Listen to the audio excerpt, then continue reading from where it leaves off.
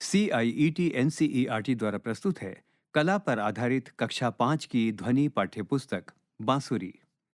पृष्ठ संख्या 106। अध्याय 12। ध्वनियाँ एवं वाद्य यंत्र।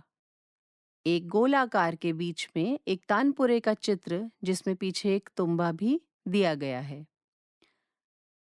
यहाँ एक QR कोड भी है जिसको स्कैन करके आप इस पाठ के विषय में और अधिक जानकारी भी प्राप्त कर सकते हैं। पिछले 2 वर्षों में हमने विभिन्न वाद्य यंत्रों के विषय में जाना और सीखा है। आइए अब हम इस यात्रा को आगे बढ़ाते हैं। सितार, तबला, मृदंगम, तानपुरा। संभवतः आपने इनमें से कुछ वाद्य यंत्रों को देखा, सुना या इनके विषय में किसी को बात करते हुए सुना होगा। विभिन्न ध्वनियों के साथ संगीत की रचना करने और उसे अलंकृत करने में वाद्य यंत्र हमारी सहायता करते हैं। इनकी सहायता से कोई गीत या संगीत समृद्ध होता है। वाद्य यंत्रों के अनेक प्रकार हैं। कुछ साधारण तरह से बनाए एवं बजाए जाते हैं और कुछ संयुक्त एवं कलाकारी द्वारा बनाए जाते हैं। जैसा कि हम पहले भी पढ़ चुके हैं कि वाद्य यंत्रों को मुख्यतः 4 श्रेणियों में विभाजित किया गया है। तंत्री वाद्य यानी तत्वाद्य, सुषिर वाद्य वायु वाले होते हैं, अवनद्य वाद्य ताल और घन वाद्य ठोस होते हैं। इस पृष्ठ पर कुछ वाद्य यंत्रों का चित्र भी दिया गया है, जैसे कि मंजीरा, हारमोनियम, तबला, खड़ताल, तानपुरा, नगाड़ा, घटम और डमरू। पृष्ठ संख्या 107। गतिविधि 12.1 क। ध्वनि से वाद्य यंत्र को पहचानना। आपके शिक्षक आपको विभिन्न ध्वनियां समझाने के लिए वाद्य यंत्र बजाएंगे। आप इन्हें ध्यानपूर्वक सुनिए। बिंदु 1, आपके विचार से यह वाद्य यंत्र किस श्रेणी में आता है? बिंदु 2, क्या आप वाद्य यंत्र का नाम बता सकते हैं? बिंदु 3, क्या आप वाद्य यंत्र की संरचना, इसकी उत्पत्ति या किस प्रकार के संगीत में इसका उपयोग होता है, इसकी जानकारी दे सकते हैं? शिक्षक संकेत। विभिन्न वाद्य यंत्रों की ध्वनि को रिकॉर्डर, कंप्यूटर या मोबाइल के माध्यम से सुनाइए। विद्यार्थियों को वाद्य यंत्र के प्रकार, तंत्री, सुषिर, अवनद्ध या घन तथा इनके नाम पहचानने के लिए प्रोत्साहित कीजिए। गतिविधि 12.1 ख। चित्र देखकर वाद्य यंत्रों को पहचानना। दिए गए वाद्य यंत्रों के चित्रों को ध्यानपूर्वक देखिए। बिंदु 1, यह वाद्य यंत्र किस श्रेणी से संबंधित है?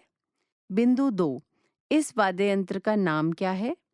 बिंदु 3, क्या आप इस वाद्य यंत्र को देखकर अनुमान लगा सकते हैं कि इसे कैसे बजाया जाता है? बिंदु 4, इन वाद्य यंत्रों की ध्वनि को इंटरनेट पर ढूंढिए और इनकी ध्वनि से परिचित होने का प्रयास कीजिए। इस पृष्ठ के दाईं ओर 2 वाद्य यंत्रों का चित्र दिया गया है, जिनमें एक है सरोद, जो कि सितार का ही एक परिष्कृत रूप है। दूसरा वाद्य है मूर्चंग। पृष्ठ संख्या 108। गतिविधि 12.2 वाद्य यंत्र का अलंकरण। यहाँ एक वाद्य यंत्र का चित्र दिया गया है जिसमें 2 तुंबे लगे हैं और ऊपर कुछ तार दिए गए हैं। इस वाद्य यंत्र को रुद्रवीणा नाम से जाना जाता है। यह 2 तुंबे वाला एक बड़ा तंत्री वाद्य है। इसका उपयोग हिंदुस्तानी संगीत में विशेष रूप से ध्रुपद नामक प्राचीन शैली को बजाने के लिए किया जाता है। इसके तारों को उंगलियों से दबाकर या छेड़कर इसे बजाया जाता है। इसकी ध्वनि बहुत गंभीर और गुंजायमान होती है। इस वाद्य यंत्र को प्रायः पारंपरिक या पुष्प की बनावट की नक्काशी का उपयोग कर अलंकृत किया जाता है। उपर्युक्त रुद्रवीणा को एक विशेष रूप से उसके दोनों तुम्बे को अलंकृत करें। आप वाद्य यंत्र को अलंकृत करने के लिए दृश्य कला में दी गई तकनीकों का उपयोग कर सकते हैं। अब रुद्रवीणा पर बजाया जाने वाला संगीत इंटरनेट से सुनिए। क्या उसे सुनकर आपको किसी अन्य वाद्य यंत्र की ध्वनि जैसी समानता या अंतर का अनुभव हुआ? पृष्ठ संख्या 109। संतूर की कहानी। संतूर एक भारतीय तंत्री वाद्य है। इसे एक जोड़ी लकड़ी की डंडियों, जिसे मिजराव कहा जाता है, द्वारा बजाया जाता है। यह वाद्य यंत्र चिनार या अखरोट की लकड़ी से बनाया जाता है। संतूर में सामान्यतः 100 तार होते हैं। इस वाद्य यंत्र को प्राचीन संस्कृत ग्रंथों में शततंत्री वीणा कहा गया है।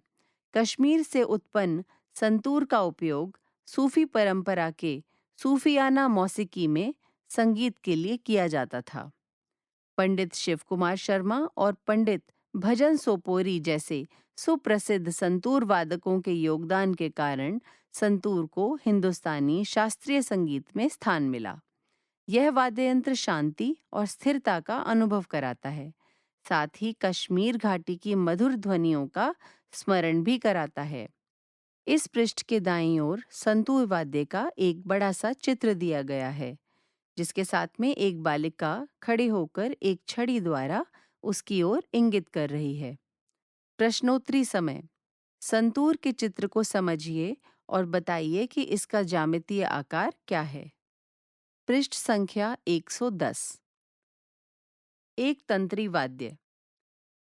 यहाँ एक एकतारा नामक एक वाद्य का चित्र दिया गया है, जिसमें सिर्फ एक ही तार लगा है और नीचे एक बड़ा सा तुंबा है। एकतारा एक तंत्री वाद्य है। इसका उपयोग आधार स्वर उत्पन्न करने के लिए किया जाता है। कभी-कभी धुनें बजाने के लिए भी इसे उपयोग में लाया जाता है। गतिविधि 12.3। एकतारा बनाइए। सामग्री: नारियल का खोल, 12 इंच की पतली बांस की छड़ी, लकड़ी के 2 छोटे टुकड़े यानी खूंटी, 15 इंच का पतला तांबे का तार, श्वेत कागज, टेप और गोंद। बिंदु 1, नारियल का आधा खोल लीजिए। बिंदु 2, छड़ी का उपयोग कीजिए और गोंद की सहायता से उसे खोल के एक छोर पर लगाइए और एक अन्य छोटे टुकड़े को दूसरे छोर पर लगाइए। बिंदु 3, खोल के मुंह को कागज से ढकिए और उसे भली भांति चिपकाइए। बिंदु 4, ऊपर और नीचे की ओर लकड़ी की खूंटियां लगाइए। बिंदु 5, तांबे के तार को खूंटी के दोनों सिरों पर बांधिए और खींचिए, जिससे कि वह कस जाए। यह ध्यान रखें कि तार और खोल के बीच थोड़ी जगह रहे ताकि कंपन हो सके। बिंदु 6, तार की कसावट और स्थिति को तब तक समायोजित कीजिए जब तक कि उसे बजाने पर अच्छी ध्वनि प्राप्त न हो जाए। बिंदु 7, आपका एक तारा तैयार है। अब इसकी लंबी डंडी और नारियल के खोल को अलंकृत कीजिए या रंग भरिए। इस विवरण से संबंधित चित्र यहाँ बाईं ओर दिए गए हैं। पृष्ठ संख्या 111। गीत बादोल बाउल बाजाए रे एक तारा। भाषा बंगाली। बादल बाउल बाजाए बाजाए बाजाए रे एक तारा। बादल बाउल बाजाए बाजाए बाजाए रे शराबेला धरे झर झर झर धारा। बादल बाउल बाजाए बाजाए बाजाए रे চামের বনে ধানের খেতে আপন তানে আপনি মেতে নেচে নেচে নেচে হলো সারা। বাদল বাল বাজায় বাজায় বাজায় রে ঘন যাতার ঘাটা ঘনয় আন্ধার আকাশ মাঝে पातय पातय टुपुर टुपुर नूपुर मधुर बाजे ঘর ছড়ানো আকুল সুরে উদাস হয়ে বেড়ায় ঘুরে পূবে হাওয়া গৃহ হারা বাদল বাল বাজয় বাজয় বাজয় রে এক তারা বাদল बाल बाजय बाजय बाजय रे। गीत का सारांश। इस गीत में एक तारा बजाने का और प्रकृति का वर्णन किया गया है। पक्षी की सीटी। संभवतः आपने पक्षी के आकार का यह साधारण वाद्य यंत्र देखा होगा। यह मिट्टी से बनी एक चिड़िया है जिसे फूंक मारकर बजाने पर सीटी जैसी आवाज आती है। मिट्टी को आग में पकाकर इसे बनाया जाता है। यदि आप सीटी में पानी भरकर उसमें फूंक मारेंगे तो यह यंत्र पक्षी के चहचहाने जैसी आवाज उत्पन्न करेगा। सीटी बजाती हुई यह चिड़िया भारत के अनेक राज्यों में पाई जाती है और यह प्राचीन वाद्य यंत्रों में से एक है। इस पृष्ठ के निचले भाग में दो बालकों का चित्र है जिनमें एक बालक इस पक्षी के आकार वाले वाद्य यंत्र को बजा रहा है और दूसरा बालक उसे देखकर खुश हो रहा है। पृष्ठ संख्या 112। आकलन। अध्याय 12 ध्वनियां एवं वाद्य यंत्र। यहाँ एक सूची दी गई है जिसमें 4 स्तंभ हैं। प्रथम दक्षताएं, दूसरा अधिगम प्रतिफल, तीसरा शिक्षक और चौथा स्वयं। दक्षताएं सी 3.1। अधिगम प्रतिफल किसी वाद्य यंत्र की आकृति बनाने में सक्षम हैं। शिक्षक का स्थान रिक्त और स्वयं का स्थान भी रिक्त दिया गया है। दक्षताएं सी 4.1। अधिगम प्रतिफल ऐसे वाद्य यंत्र के विषय में सीखते हैं जिनकी ध्वनियां प्रकृति में सुनी जाने वाली ध्वनियों जैसी होती हैं। शिक्षक का स्थान रिक्त और स्वयं का स्थान भी रिक्त दिया गया है। दक्षताएं सी 4.2। अधिगम प्रतिफल सामान्य भारतीय वाद्य यंत्रों से परिचित हैं। शिक्षक का स्थान रिक्त और स्वयं का स्थान भी रिक्त दिया गया है।